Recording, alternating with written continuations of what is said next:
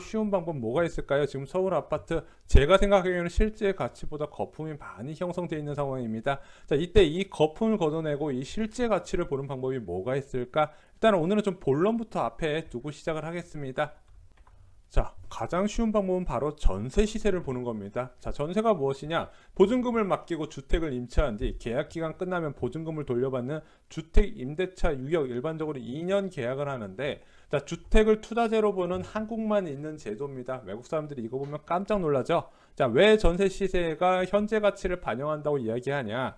자, 실수요자가 거주를 위해서 지불하는 가치를 나타낸다고 보는 거예요. 자, 그래서 재건축 아파트 매매 가격 15억, 뭐 20억 이렇게 하지만 전세 가격 4억 하는 거는 그 전세 가격은 이것에 대해서 미래 가치를 보는 게 아니라 현재 가치, 현재 거주하는 가치를 나타내기 때문에 4억의 금액이 나타나는 겁니다. 자, 일반적인 서울의 아파트, 뭐 신축 아파트 10억 전세하는 것도 있죠. 이 10억을 줘야 이 2년 동안 거주할 권리를 얻는다. 그만큼 현재 가치가 높게 나타났다 보는 거죠.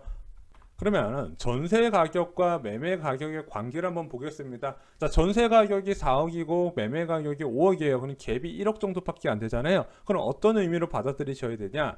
투자자가 적게 들어가는 시장이다. 아무래도 여기는 투자자가 별로 없고 실수요자 중심으로 흘러가는 곳이라 보시면 될 것 같아요. 경기도 외곽 지역을 보면 이런 아파트들이 많이 있습니다. 자, 반면에 전세 가격이 4억인데 매매 가격이 10억이에요. 갭이 6억입니다. 자, 이런 경우에는 투자자가 많이 유입된 아파트 단지다. 자, 그리고 매수 중심도 투자자 중심으로 보시면 될 것 같아요. 어느 지역? 강남 4구 지역과 유사하다고 보시면 될 것 같아요. 뭐 재건축 같은 경우도 이런 식으로 전세가율이 낮긴 하지만 오늘은 재건축은 좀 예외로 두고 말씀을 드리겠습니다. 그래서 주택이 부족할 때 나타나는 현상은요, 일반적으로 5억짜리 아파트, 이 아파트가 있는 지역에 주택이 부족하다. 그러면은 자, 전세 가격도 올라가고요, 매매 가격도 올라가면서 5억짜리가 7억이 되는 과정에서 매매가, 전세가 동시 상승하는 모습이 나와야 됩니다.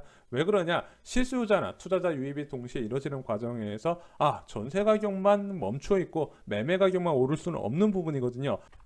투자자 유입으로 거품이 발생하게 되는 경우 좀 다릅니다. 왜 그러냐? 이 5억짜리 주택을 이제 주변에 공급은 비슷한 상황인데, 자, 이 주택에 무엇인가 호재가 있어서 투자자가 막 살려고 달려들면은요, 자, 매매 가격은 5억에서 7억으로 오르게 되지만 전세 가격은 4억으로 그대로가 됩니다. 자, 그래서 이런 상황에서는 일반적으로 전세가율이 하락했다고 표현을 하는 거죠. 전세가율이 하락했다고 표현하는 건 일반적으로 투자자 유입이 많은 상황이다. 그만큼 부동산이 단기 급등을 했다. 이렇게 읽으셔도 되는 부분입니다. 이것이 최근 서울 지역에 나타난 현상이에요. 자, 서울 입주 아파트 전세가율이 50%대로 하락했다. 갭투자물 같다. 전세가율이 대폭 하락했다는 것은 전세 가격 그대로인데 서울 지역에 주택이 부족하지 않은데 투자자 유입으로 인해서 매매 가격만 오른 케이스, 갭 금액이 올라갔다. 이것이 바로 서울 지역 아파트 시장을 나타내는 하나의 현상입니다.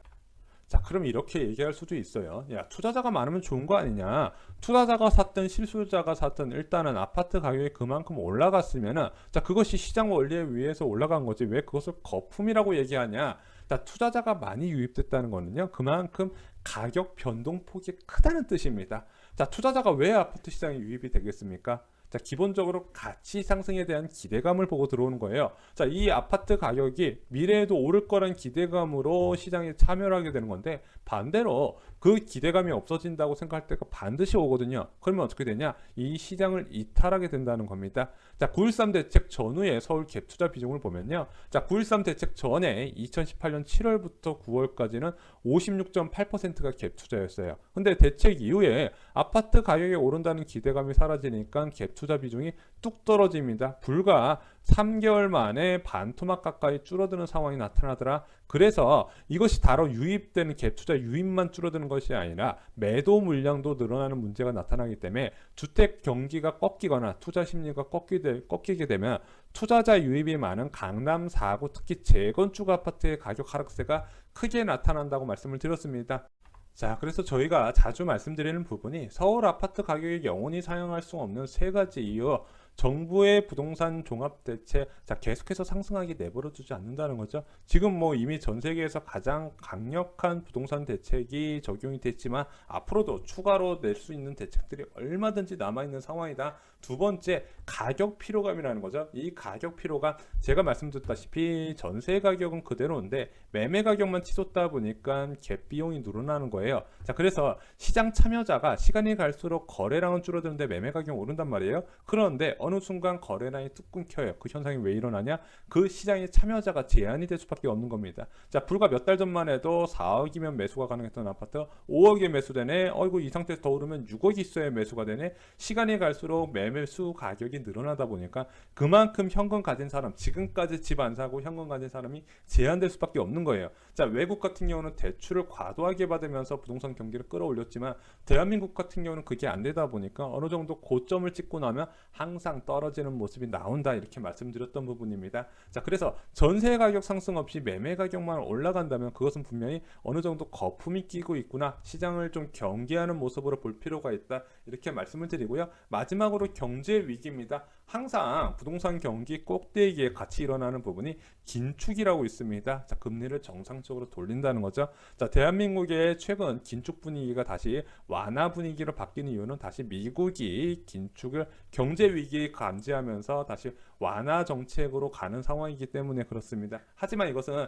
일시적인 부분이지 언제까지 대한민국이 1%대 초저금리로 갈 수는 없는 부분입니다. 반드시 어떤 지표로 인해서 다시 상승을 할 수밖에 없는 여건이 될 것이고, 그렇게 되면 지금과 다른 시장 흐름이 나타난다고 말씀을 드렸습니다.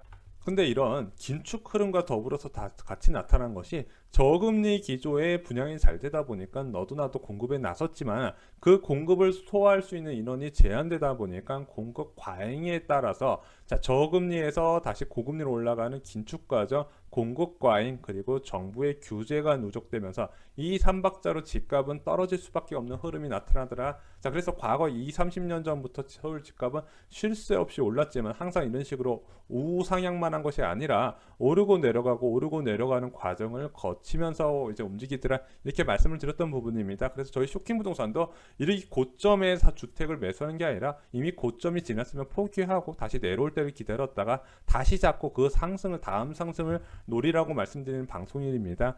자, 그래서 재건축을 제외한 서울 아파트 적정 가격 기준을 보면요, 저는 전세 가격이 가장 높았던 시기에 30% 가산을 하면 된다고 생각을 합니다. 고점이 9억이면요, 고점 전세 가격 대비 30% 가산해서 한 11억 7천 정도, 12억 정도의 전세 가격 9억이 자, 어느 정도 거품이 빠진 금액이다, 이렇게 생각하고 있습니다. 그래서 여러분들이 이 아파트 가치가 정말 가치가 궁금하다 싶으시면은 자, 과거의 전세 가격 데이터를 보시면 아마 나타날 겁니다. 아마 2017년에 전세 가격이 가장 비쌌을 겁니다. 그때 전세 시세와 현재 매매 가격과의 비교를 해보면서 아, 지금 단기간에 투자자가 너무 많이 유입돼서 가격이 좀 빠져야겠구나, 이런 식으로 판단하시면 됩니다. 자, 그런데 아마 공부를 해보시면요, 서울 아파트 가장 고점의 전세 가격이 2012년 저점의 매매 가격과 똑같습니다. 자, 그래서 이걸 보시면요, 실수요자 입장에서는 어차피 주택을 마련하기 위해 투입할 수 있는 자본은